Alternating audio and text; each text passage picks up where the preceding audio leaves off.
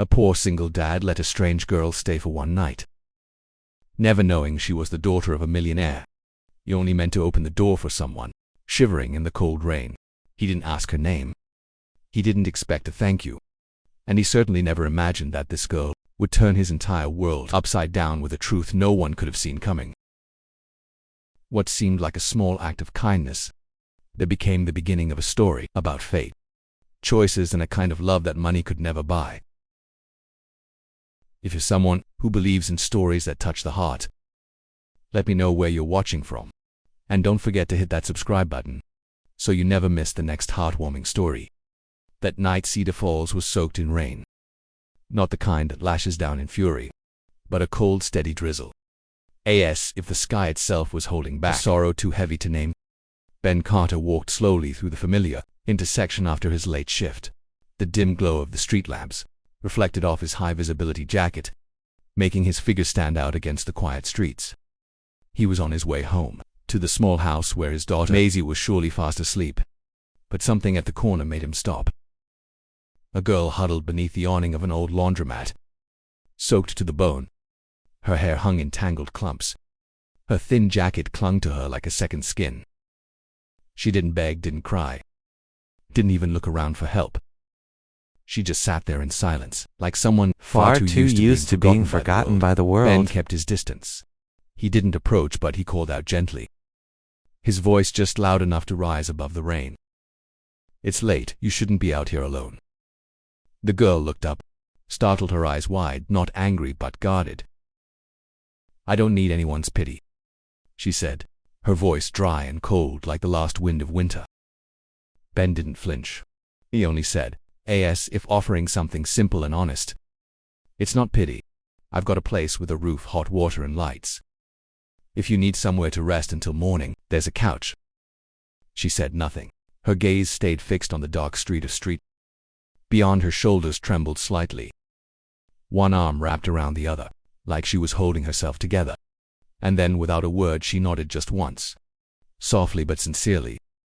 Not because she trusted him, not quite because she felt safe, but because sometimes a person just needs a place to breathe, even if only for a night. They walked side by side, not speaking. When they reached the house, Ben opened the door and turned on a warm yellow light. "Shoes off on the mat," he said softly. "Couch is yours tonight. There's a blanket in the cupboard. Bathroom's on the right. It takes a while for the water to heat up, but it will." She nodded again, a little quicker this time. Ben placed a mug of hot water on the table, along with a handwritten note. "If you need to call someone, there's a landline on the wall. Please don't open the bedroom door. My daughter's a light sleeper." The girl Sophie sat down, wrapping her hands around the cup. The warmth crept slowly into her frozen fingers. A small house, a stranger, no questions, no judgment, just an open door. And sometimes kindness doesn't need to be more than that.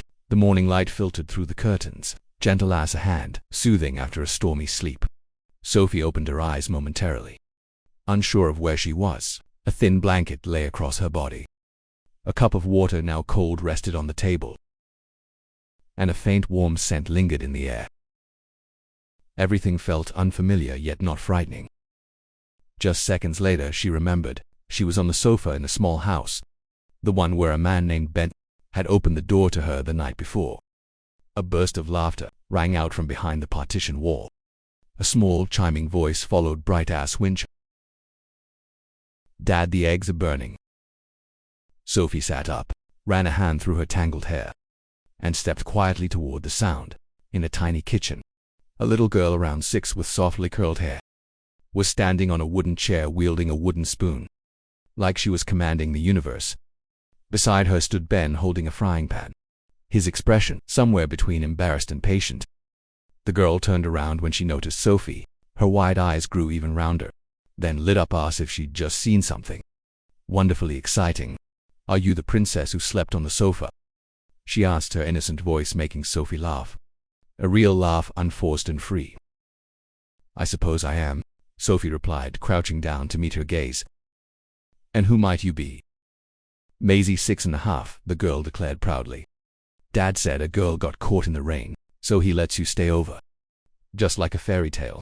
The only thing missing is a talking cat." Ben turned his cheeks red from the egg mishap. "We're attempting breakfast," he said, "but we may need a rescue team." Sophie glanced around the kitchen and hesitated. "I'm not exactly a great cook, but I can help clean up the chaos." "Good enough." Ben grinned. "In this house, as long as nothing explodes, you are qualified." The three of them maneuvered through the small space. Maisie spread butter on toast, her hands covered in crumbs, as she hummed an unrecognizable tune. Ben gave the eggs another try. This time they were only slightly burned. Sophie fumbled with the pancake batter, spilling a bit on the floor, which sent Maisie into a fit of giggles. "It's okay," she said, handing Sophie a napkin. "Dad spills stuff all the time." Sophie looked at the little girl, then at Ben. She didn't know why her eyes stung a little. Maybe it was because she wasn't used to kitchens. Or maybe it was because, in all her life, she'd never felt like she belonged in one. They sat down around the small wooden table. The eggs were a bit salty, the pancakes slightly burnt, and the orange juice was probably the only perfect thing. But no one complained. Ben chewed thoughtfully and said with mock seriousness, "Think this might be the best breakfast all week?" Sophie raised an eyebrow. "It's only Tuesday." Ben winked. "Exactly, the rest of the week doesn't stand a chance." Maisie nodded solemnly, as if that was the most obvious truth in the world. Sophie giggled, then realized she'd laughed more in the past hour than in the entire month before. And in that moment, in a kitchen filled with the scent of burnt butter and the chatter of a child, Sophie began to understand. Family isn't the place you're born into. It's the place where you're seen, where you're heard, and where someone pulls out a chair for you at the table, even when all you bring with you is a pair of rain-soaked shoulders. That afternoon, after washing the dishes and tidying up the kitchen, Ben poured Sophie a glass of water, then hesitated before saying, "I know the owner of the laundromat on Oak Street. They're short-staffed right now. It's nothing fancy, but if you want to give it a try, I can take you over." Sophie went quiet for a few seconds. She wasn't used to people offering her options. No prying, no judgment, just a gentle suggestion. Like a small door, cracking open at just the right moment. She nodded. The laundromat was right on the corner, its painted sign peeling windows fogged with steam, and the scent of detergent lingering in the air. The woman behind the counter looked Sophie up and down. Not warmly, but not unkindly either. "Are you a friend of Ben?" she asked. Sophie nodded. "Grab this apron, start now." And just like that she began. No paperwork, not many questions. Just a mountain of towels, uniforms, and the constant hum of dryers, spinning like wheels that never stop. The afternoon passed in the aching strain of her arms. Soap worked its way under her nails. Heat flushed her cheeks. Sweat soaked into the old cotton shirt Ben had lent her. Sophie had once been used to leather chairs, boardrooms, and cold-clipped conversations. But here everything smelled strong of effort, of people, of life, and strangely she didn't hate it. She just wasn't used to it. Sophie stepped out back, leaning against the weathered brick wall. The wind slipped through a crack and dried the sweat, matted strands of hair clinging to her forehead. She took off her old shoes, the only thing she had left after the night she was robbed, now nearly torn apart at the heel. Her soles burned. A blister had risen on her big toe. She wanted to give up, not because she was weak, but because for the first time in her life, she was truly standing on her own 2 feet. The next morning, when she opened the door and stepped out onto the porch, she saw a pair of shoes. Bright, white, simple, new but not flashy, and most importantly, her size. Tucked inside the left shoe was a neatly folded slip of paper in the soft, slanted handwriting. It read, "If you must walk, walk without pain." Sophie stood still for a long time. The morning breeze whispered through the porch rafters. Sparrows chirped quietly on the power lines. And there, in the midst of an ordinary morning, with nothing remarkable, was the quietest gift she had ever received. No sender's name, no explanation. Just someone who had seen her. And in a world where everything usually comes with conditions, sometimes a pair of well-fitting shoes is the gentlest way of saying, "You deserve kindness," even if you've never known how to receive it. That night, the wind in Cedar Falls blew stronger than usual. There was no rain, but the chill crept through every seam of clothing. making people hunch their shoulders. As they stepped outside, Ben was loading clean laundry into the back of his old truck, each bag neatly folded and labeled with the names of familiar clients. Sophie stood nearby, clutching her thin coat tightly around her. She hadn't had the chance to change yet. "Are you sure you want to come?" Ben asked as he tied the last strap. "It's almost midnight." Sophie nodded. "I want to see how you work. The very least. I don't want to always be the one being helped." Ben smiled. He didn't say anything else. The truck rolled through quiet, narrow streets. Streetlights stretched out like pale, golden threads across the dark night. They stopped at a few homes, dropped off clothes, knocked softly and moved on. No one opened the door, but sometimes from behind a curtain, a pair of eyes peeked out, then gently closed again. When they reached house number 15, Ben pointed toward the porch. "Want to give it a try? It's a light one." Sophie nodded, took the bag into her arms, and stepped out of the truck. She placed the bag carefully on the doorstep, about to turn around when a loud bark rang out from the backyard. A large, shaggy dog suddenly charged toward her from behind the fence. The gate was ajar. She had no time to react. Panic seized her. She stumbled over the edge of the curb, her ankle twisting sharply as she fell hard to the ground. Her hands scraped against the rough cement, burning with pain. Ben's footsteps came thundering behind her. "Back up," he shouted as the dog lunged closer. The animal halted just before reaching her, then turned back into the yard, as if it had simply been doing its job. But Ben was already kneeling at Sophie's side, the panic in his eyes impossible to hide. "Are you okay?" His voice was hoarse, his hands trembling as they reached for her shoulders. Sophie forced herself upright, swallowing the sharp ache in her ankle. "It's fine, just a little scraped up." Ben didn't answer. He looked at her, then bowed his head, pressing his hand to his forehead, breathing hard, as if he'd just come through something terrifying. "I told you to wait in the truck," he murmured. "I thought I could handle it," she said softly, shivering from the cold. He didn't yell, didn't scold, but when he turned away, Sophie saw his shoulders tense. His anger wasn't from annoyance. It was from fear. Fear she'd gotten hurt. Fear something could have happened, not out of duty, not out of obligation, but simply because he cared. She sat quietly for a moment, then said in a low voice, "No one's ever yelled at me because they were scared I'd get hurt." Ben turned back to her, his gaze softened. He didn't speak, just quietly opened the truck door, helped her in, and closed it gently as if she were something fragile. And in that moment, as she pressed a hand to her burning scrape, her tears began to fall. Not from the physical pain, but because for the first time, someone truly cared about her. Not because of who her father was, not because of any role she played, but simply because she was herself. The next morning, sunlight spilled gently through the windows of the laundromat on Oak Street. Sophie stood behind the counter, her hands swiftly folding white towels into neat stacks. There were fewer customers today, and she was grateful for that. Her ankle still ached slightly from the fall the night before, but that wasn't what weighed heaviest on her heart. Ben hadn't mentioned what had happened, but from the look in his eyes, Sophie knew he was still thinking about it. Not with blame, just with quiet concern. She opened a laundry bag from an unfamiliar customer to begin sorting. Sophie froze, nestled near the top of the pile. Between layers of towels and button-down shirts was something that caught the light, a necklace, delicate, fine, and beautifully crafted. She held her breath. It was the sapphire pendant, the teardrop-shaped gem, crystal clear, set in a band of white gold. So fine it looked like it melted into the skin. She'd thought she had hidden it well, tucked deep inside the lining of her travel bag. But somehow it had ended up here before she could put it away. A low voice spoke from behind. That Ben stepped forward, his eyes locked onto the necklace in her hand, then lifted slowly, shifting from surprise to quiet confusion.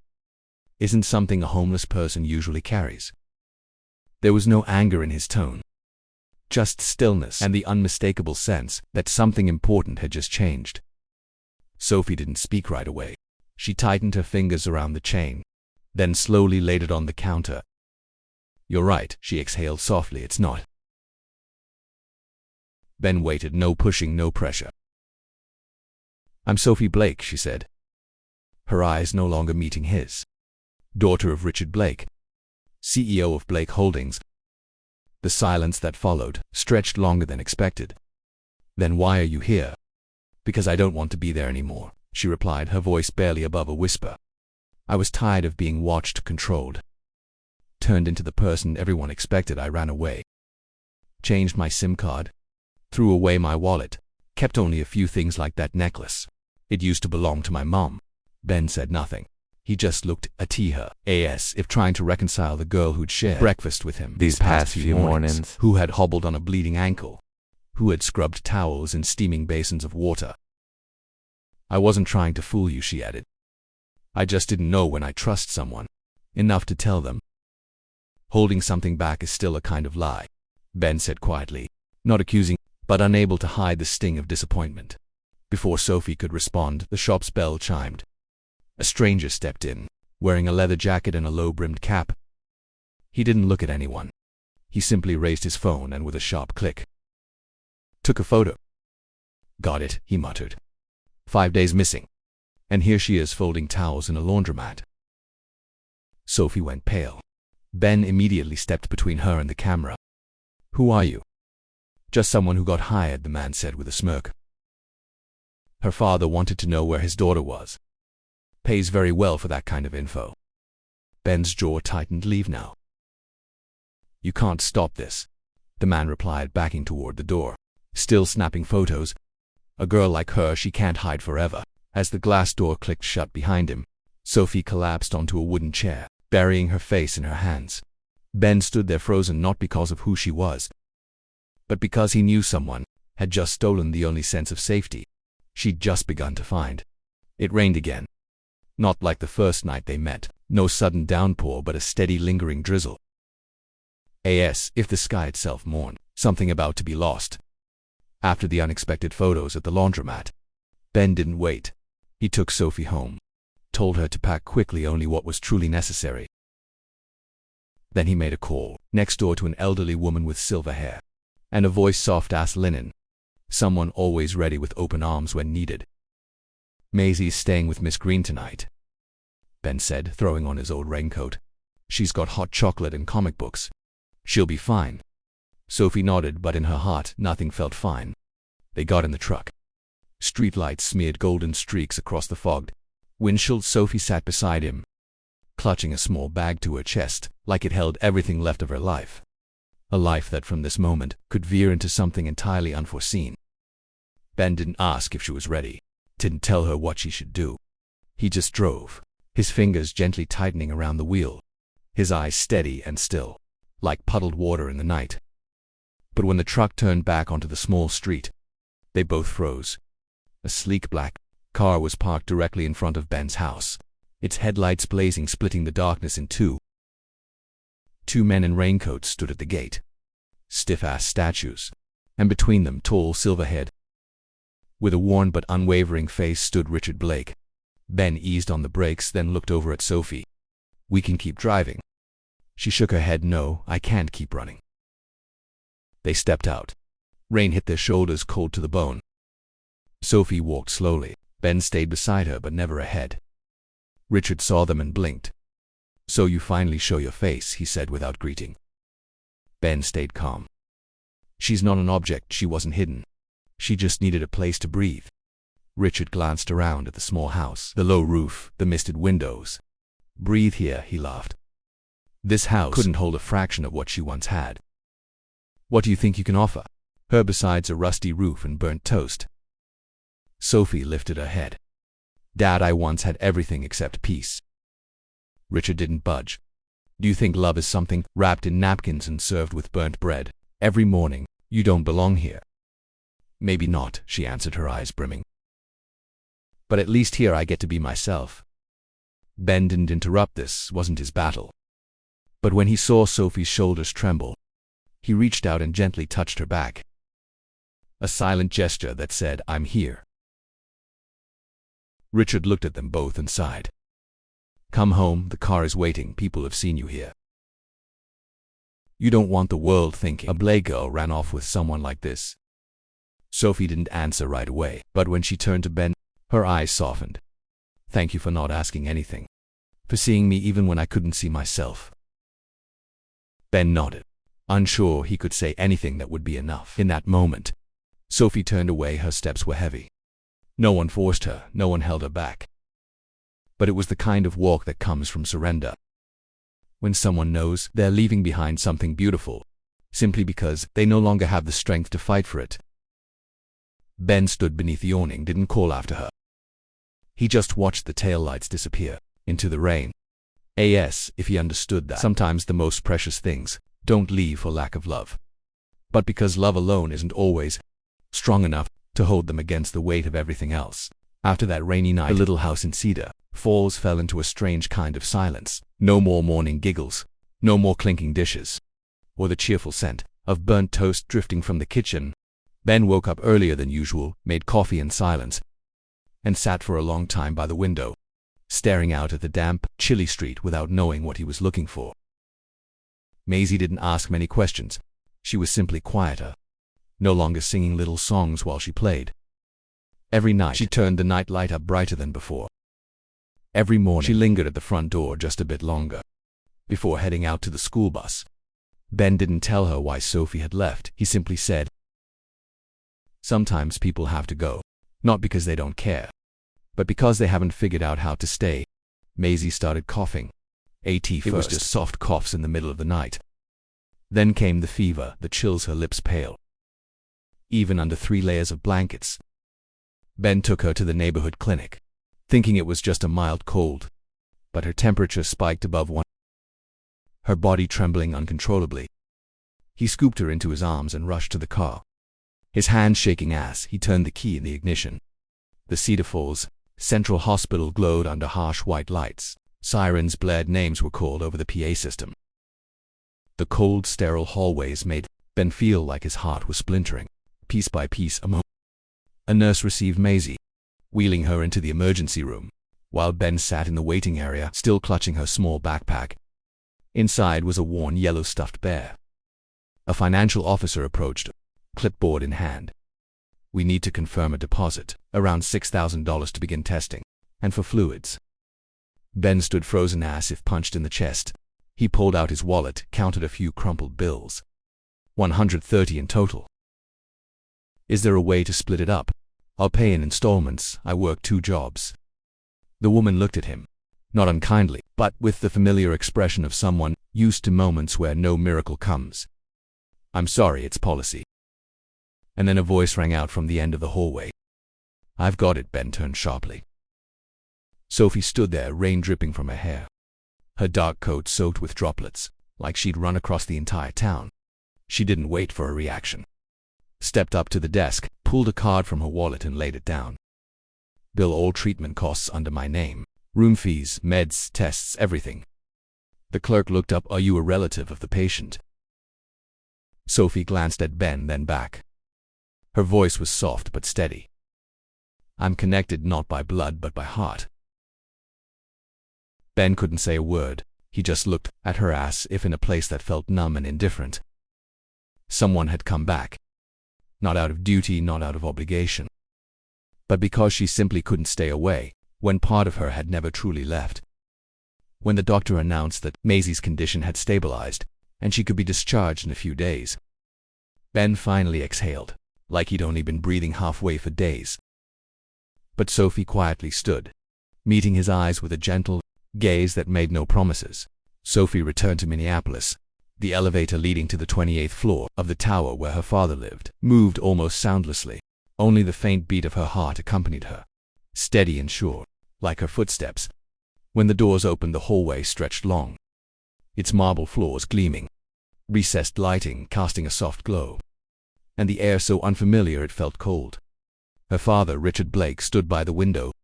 The floor-to-ceiling glass offered a panoramic view of the autumn city, skyscrapers glazed in the silver sheen of the late afternoon sun. He didn't turn when he heard her approach. "I figured you'd come back," he said, his voice not raised, but still laced with a power forged from years atop the business world. "I didn't come back," Sophie replied gently. "I came to talk." Richard turned. His eyes flicked quickly over her loosely tousled hair, her worn shoes, and the eyes that no longer held fear, Your little game has gone on long enough, Sophie. You have an entire future laid out secure, respectable, and worth being proud of. Don't throw it away over a whim. Sophie stepped fully into the room, not sitting, only standing before him. I'm not throwing anything away. I'm doing something you never allowed me to do. Choosing myself. Richard frowned. You don't understand. Real life isn't some fairy tale about love and burnt toast. You need more than that. You deserve more. She smiled faintly. You think I deserve this penthouse? Luxury cars, stock shares, and cocktail parties full of people who don't actually care? I used to think so too. But now I know. I just want a place where someone makes me breakfast in the morning. Even if it's simple. A place where I'm heard even when I don't say a word. Richard fell silent, his face flickering with something. Uncertainty maybe, but he still didn't soften. You'll regret this, he said slowly. You'll grow tired of not having enough. Of holding nothing in your hands. Of no one looking at you with reverence.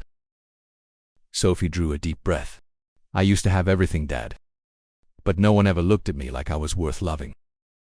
Just for being me in Cedar Falls, I have that. And I'm going back. Richard stared at her for a long time. So long the air itself felt heavier. Finally he said, that man. He can't give you anything lasting. He can't protect you. He already did, Sophie answered, eyes steady on his. Not with money, but with presence, and that's the only thing I need. She turned and walked away, no regret, no guilt. Each step lighter than the last. And for the first time in her life, Sophie wasn't leaving to run away. She was leaving to return. The morning sky over Cedar Falls was unusually clear. Pale clouds stretched across it like ribbons of silk. And sunlight spilled gently over the front steps of the house. Ben stood in the kitchen wearing a faded gray t-shirt, a spoon in hand as he stirred pancake batter. On the table, a bowl of freshly washed strawberries waited, and Maisie sat cross-legged, busy decorating her lunchbox with stickers. The house that had slowly settled back into its usual rhythm. But something in Ben's eyes hadn't quite found peace. He still glanced out the window now and then, as if waiting for something or someone. The knock came just as he flipped the first pancake. Soft, even patient. Ben wiped his hands on a towel and walked to the door. Sophie stood there. Her hair was neatly tied up. A light jacket wrapped around her. A brown paper bag held gently in her arms. Her eyes were redrimmed but not tired. Just full of feeling. For Maisie, she said, holding out the bag. Blueberry muffins, real ones, no preservatives. Ben took the bag but hadn't yet found his words. Sophie looked at him, then spoke gently, each word slow and carefully chosen. I'm not here to ask for a place to stay. And I'm not here to say goodbye. She swallowed softly, then continued. I'm here to say if there's still space. Not just in this house, but in your life. Then I want to stay. Not just tonight, but forever. Ben stood still. His heart skipped, then came back stronger. Fuller than ever. He couldn't speak. He just looked at her, as if trying to believe the person standing in front of him was really back. The soft sound of little footsteps came from the hallway. Maisie peeked her head around the door, still half asleep. Miss Sophie, she squealed, then ran out her tiny bare feet, pattering across the wooden porch. Sophie knelt down, opened the bag, and held out a muffin. I brought these because someone once told me muffins taste best when they're shared. Maisie threw her arms around Sophie's neck. Are you staying for good? Sophie looked up, eyes brimming. She turned to Ben. And this time his eyes no longer held hesitation. She smiled. Yes, for good. No fireworks, no grand declarations. Just an ordinary morning with muffins, a child's quiet laughter, and the softest promise a heart can make. I'm not leaving again. 2 months after that morning on the porch, Cedar Falls woke to the scent of fresh pastries and soft laughter dancing in the early breeze. On the corner near the Central Park, a pale blue breakfast truck nestled beneath the trees, its white striped canvas awning fluttering gently.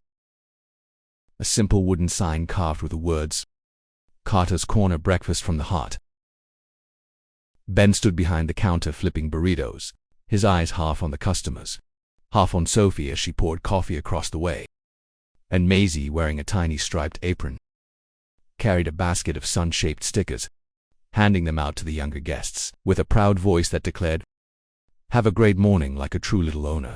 In the rain-soaked streets of Cedar Falls, Ben Carter, a single dad, opened his door to Sophie, a shivering stranger, offering her a couch and a mug of hot water, with no questions asked.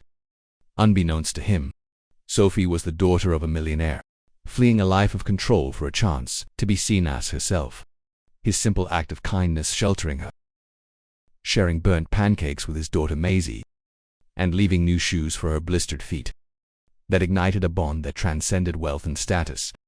When Sophie's identity was revealed and her father's world, there acting to pull her back, it was Ben's unwavering presence and her courage to choose authenticity that built a new family, complete with a breakfast truck, filled with love and laughter.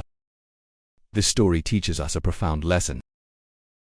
True kindness given without expectation can transform lives and create homes where none existed, in a world often divided by wealth or circumstance. Ben's open door and Sophie's choice to return remind us that love and belonging are built on seeing someone's heart, not their title. It's a call to offer compassion freely, to embrace vulnerability, and to trust that even the smallest gestures, a pair of shoes, a shared meal, can forge lasting connections. Their journey from a rainy night to a sunlit morning shows that family is chosen, not inherited, and that home is wherever love resides. If this story warmed your heart, share in the comments. Has a simple act of kindness ever changed your life? Tell us where you're watching from, and if you believe in choosing your own path. For more stories of hope, courage, and connection, hit subscribe now. Join our community and keep these heartfelt tales alive, one moment at a time.